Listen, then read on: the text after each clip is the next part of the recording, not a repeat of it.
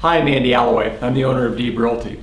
In the wake of our recent elections here for local, state, and national candidates, I thought it'd be a good time to kind of talk about something that you don't necessarily think about a whole lot in the course of your day-to-day business, but is definitely out there at a local, state, and national level from our realtor organizations, and that's RPAC. That's our Political Action Committee, Realtor Political Action Committee. In fact, this week right now, many of your representatives across the country, but our local and state representatives, are in Washington for mid-year meetings, and they're meeting with senators and congressmen talking about the issues that are important to realtors. And sometimes that seems distant because it's in Washington or it's in the Senate or the legislature or the city council meetings, and what does that really have to do with me? But real estate affects everybody's life every day. And part of what we do is about preserving those real property rights for all of our clients. And many of the things that on a local, state, and national level that we're fighting for do have a direct impact on your business, whether you realize it or not. So RPAC allows us as realtor members, and we have about 1 million realtor members nationwide, to be able to help elect realtor-friendly candidates for issues that are important to us, and actually it does a whole host of things. And here's just a real brief snapshot of some of those things. It helps to elect realtor-friendly candidates. These are nonpartisan candidates. It's about people that we feel are going to allow us to talk to them and will be friendly towards our agendas in real estate. The majority of the money stays in state, local and state elections. So, it's not like you're writing a check and all that money goes to Washington to some big powerful lobby, and what's the difference? The vast majority of it stays in state, which is where really the most good is done, and your money is definitely used in a good manner. 8th largest lobby in the country. The realtors have the 8th largest lobby in the country. Think about that for a minute. With all of the different businesses out there and trade associations, we have the 8th largest. So we definitely have a lot of influence in Washington, but it only stays that way if the realtors find the importance of donating to this PAC.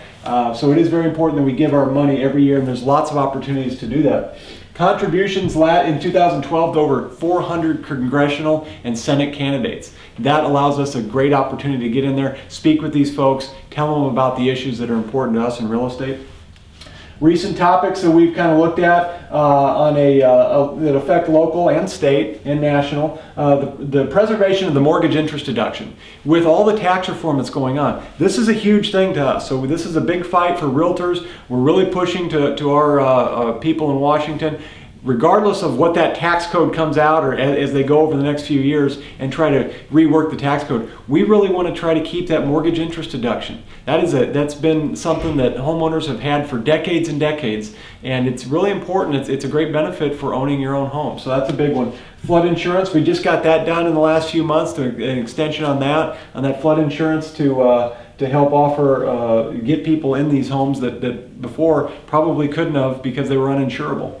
Mortgage debt cancellation relief. This is something we're getting very close on again this year. So for all those people that have had mortgage debt that has been forgiven, it expired January 1st. Well, after that expiration of that Cancellation Relief Act, that means that those people that have had mortgage debt relief that was canceled now have to pay taxes on that, even though they didn't receive the money. And that's what that did. So we're really working hard, and we're getting close to be able to reinstate that act so that these folks that have been underwater or have had some of their mortgage debt canceled, that they don't have to go and get a double whammy and have to pay taxes on that again.